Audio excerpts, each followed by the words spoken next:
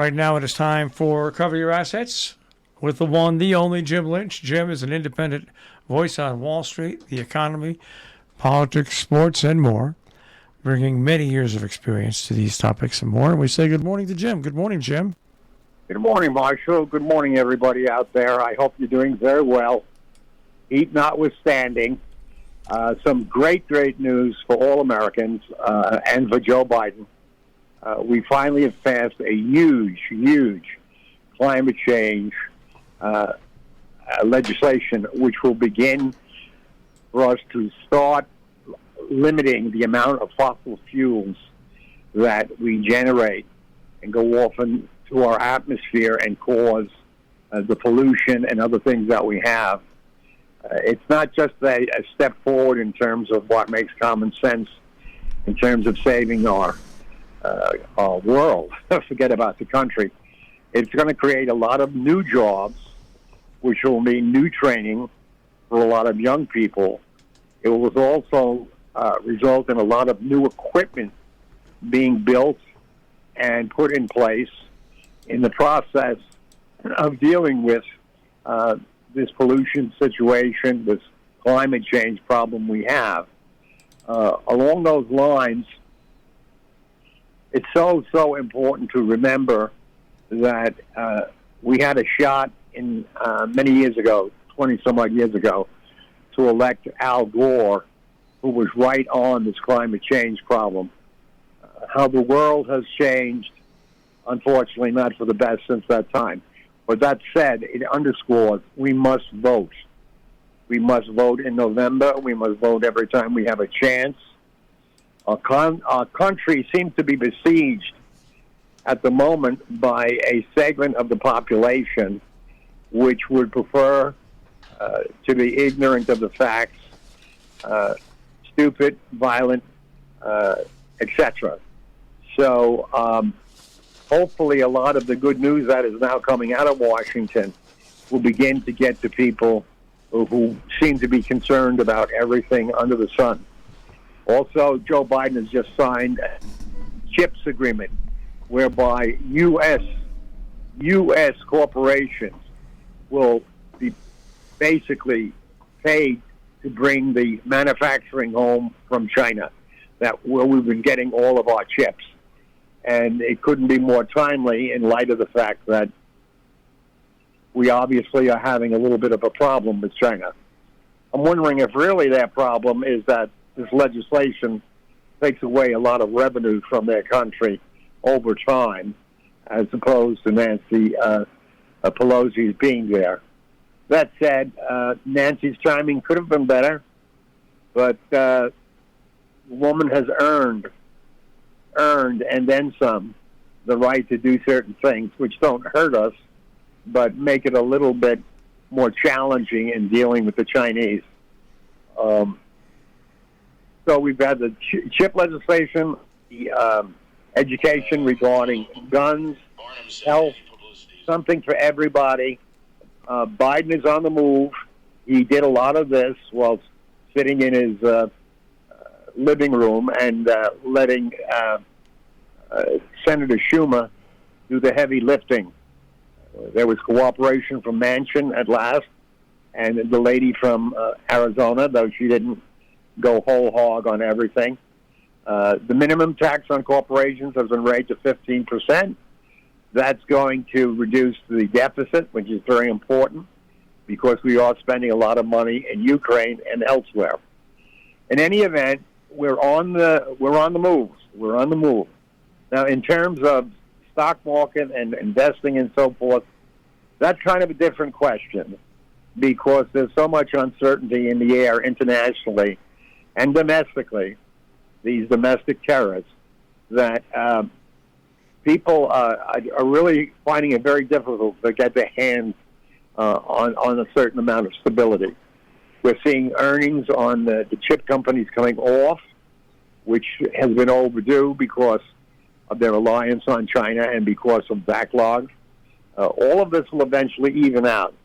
But hopefully during the last months, you've trimmed your portfolios to a state where they're very manageable risk-wise. and quality rise. It's not really time to move money back into the market. I would really continue to look to ferret out weak sisters. Cash can be king. And I want to remind you, if you really need certainty, you can get a yield of a 320, 325 on a 2-year U.S. government backed by your government. This yield surpasses the general yield on the S&P 500, which is about 2%. So the weather is hot, but finally they did some legwork in D.C. and got things going. Well, a lot of interesting news broke yesterday, and it's relation to Donald Trump, but it's not in relation to Donald Trump and the January 6 hearings.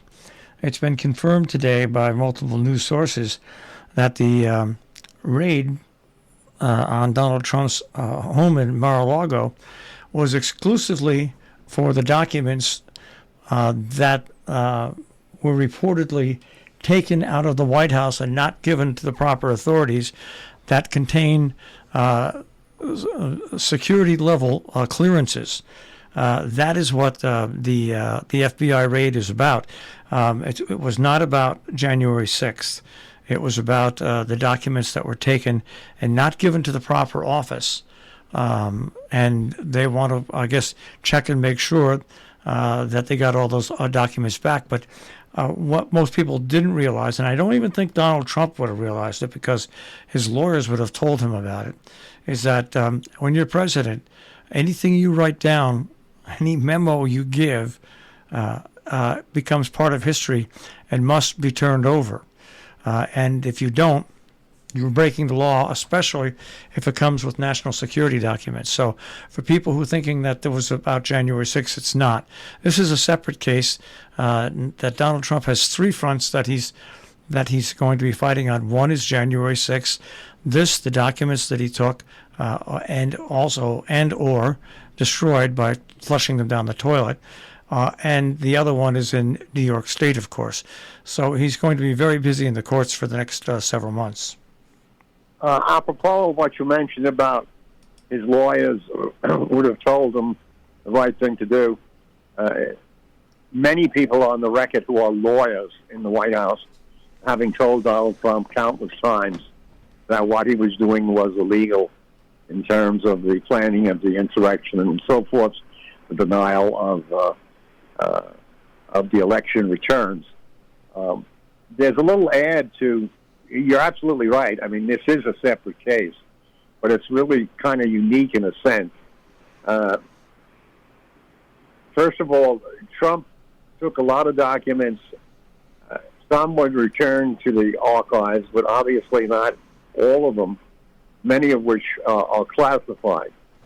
Classified meaning only top people could see them. A little add to the story is there is a rumor floating about by a pretty competent reporter that supposedly the feds, and this could be made up, okay, because it's kind of glamorous, that the feds wanted to beat Trump to the punch because supposedly they were getting wind of the fact that he was going to sell some of these classified documents, obviously to foreigners.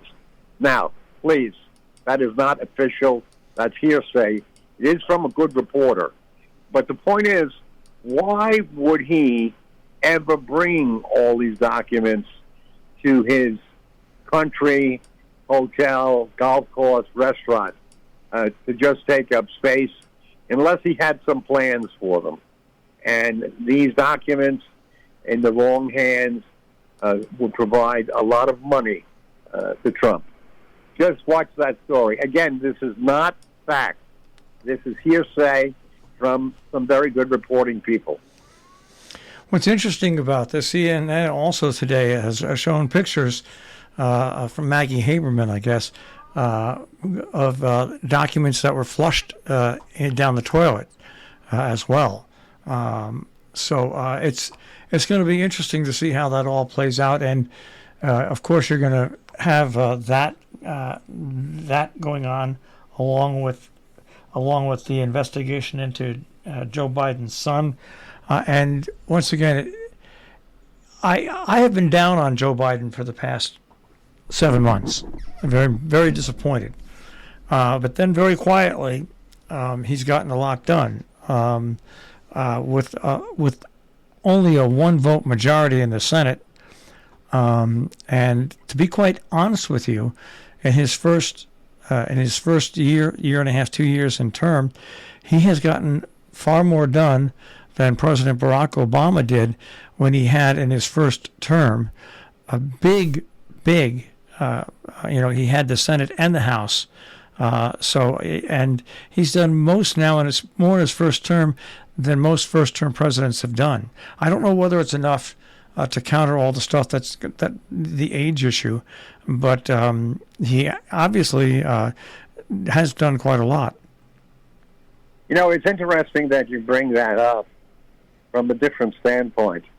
It's amazing how this country, which is so ready, not the whole country, but many in the country, so ready and willing to accept conspiracy theories and downplay good things and push on bad things. I think a lot of that has been the backdrop for Biden. Mind you, I've had reservation on him as well. I think he has moved a little too slowly. I think his dealing with Manchin was terrible. He should have taken him into the coat closet and stood him up by his shoulders.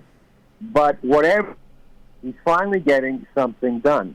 In terms of his age, all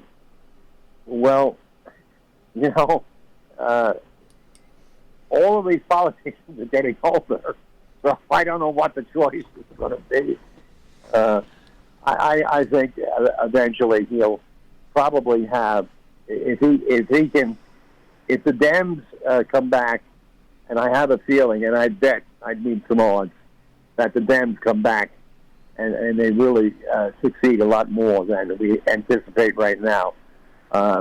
That'll give him, as in sailing, a tremendous wind, a right-on wind. So let's hope, because his success is our success. And he's a very brave person in that he's been sick. Certainly people have been dying, even have been boosted and so forth. But he has prevailed, and he's gone to eastern Kentucky, where there are floods. He's gone to Uvalde, Texas. These are little small places. The President of the United States goes there to empathize with people. He's not going to get a lot of votes out of that, but this is who the man is. The man is of character. The man is of empathy.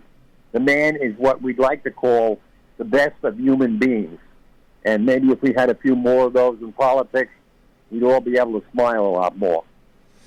I'm looking at some news out of the Ukraine this morning that I don't know if this was released 21 minutes ago.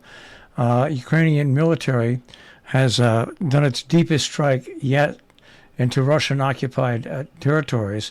They struck a town which was very close to Crimea, about 200 kilometers, about 125 miles from the nearest Ukrainian front line, using these special long-range guns that the Americans provided, and they're blowing up. What they're basically doing now, what these long-range is, they're trapping Russian soldiers where supply lines can't be refilled, and what it shows to me is that this war is going to really linger on, like everything that happened with us in Vietnam, like what happened with Russia and the United States and Afghanistan. Is that this great push by the Russians now to move to the east and just capture all the Donbass region, and has basically come to a stall after they gained about 6 to 10 kilometers. This is going to be a very, unless cooler heads prevail and some common sense comes out on both sides, this is going to be something that goes on for years at this pace. Yes, and I think the Ukrainians have the spirit and the fight that the Russian people, once they get more of these body bags back, and once their economic life suffers and social life suffers more and more, there could conceivably be some Russian civilians that begin to basically say, hey, enough already. This is a little pipsqueak country, and you're sending our boys and girls there. I think the toll so far is 41,000 dead Russians out of, I think, they sent 400,000 originally. Those are not accurate figures. I mean, I don't have them at my fingertips, but they're good enough. When you lose 41,000 people in 5 months, you're really going a little bit beyond what maybe the civilized people in your country are going to be willing to accept. But on the other hand, I totally agree with you, Marshall. This thing's going to go on and on and on. Thankfully, though, Zelensky has the Ukrainians have his back. I'm not so certain that the oligarchs are going to continue to be at Putin's back. They've had a great life, plenty of dough. Their children have gone to Western schools, all kinds of luxuries, several homes, boats, and so forth. This stuff is beginning to be taken away from them. And it only takes one, and then maybe you've got a new guy in place. Now, we were talking about climate change in the beginning and the policies with Joe Biden. Here's what gives billionaires a bad name, and a band of billionaires, including listen to this merry band: Jeff Bezos, Michael Bloomberg, Bill Gates, and others are now in Iceland, and the climate change in Iceland has been grinding down ice at an unprecedented rate, okay? And it's recreated an opportunity for investors and mining companies to look for deposits that would be the first or second most significant nickel and cobalt deposit in the world. What would nickel and cobalt do? It would provide basically enough energy to power cars that are made for electric only. So it's a sad thing to see that climate change is going to open up this opportunity for the wealthy, and I don't know how I feel about it, Jim. I want a healthier climate. I think that we need to do hybrid cars, but to take advantage of this disaster and to try to mine more of the Earth's natural resources kind of hits me the wrong way. Well, I think the key is in the way that they do it. I mean, I don't know who's going to be regulating it, but mining generally is not the safest or best way in terms of people and or the surrounding countryside. So there'll be more to play there. One, that they would invest is wonderful. Two, if they do it properly, is wonderful. Three, I think we have to, myself included, including with you, be like Biden and accept the fact that the ladies from Arizona and Manchin took their piece of cheese in voting and getting this big thing done. However, back to climate change. If they don't do it properly, then they will just, and I'm not a cobalt miner, okay, but if they don't do it properly, then it might add to our problem. On the one hand, yes, you might get power, but what comes with the power? It's a big question, and a question that I think you should continue to follow as we go along. All right. Well, we've had a lot to talk about, Jim. I hope your wife is feeling better, and I hope everything's going along good for you. Things are getting better, and I thank you for asking. And I see that you still have a few animals taking care of you. So, what else? life goes on. Life goes on, and the Mets have basically secured the division against the Atlanta Braves over the past 2 weeks. Isn't that incredible? So it's going to be the Yankees, Yankees winning a division, even though they've had a tough time the last week, but they've got such a big lead. And the Mets now have almost an 8-game lead, and there's only about 50 games left in the season. So who would have thought that the Yankees and Mets would both be in first place at this time of the year at the beginning of the season? Let's hope that we see them in the fall. We need an uptick here. It'd be nice to have another Subway Series.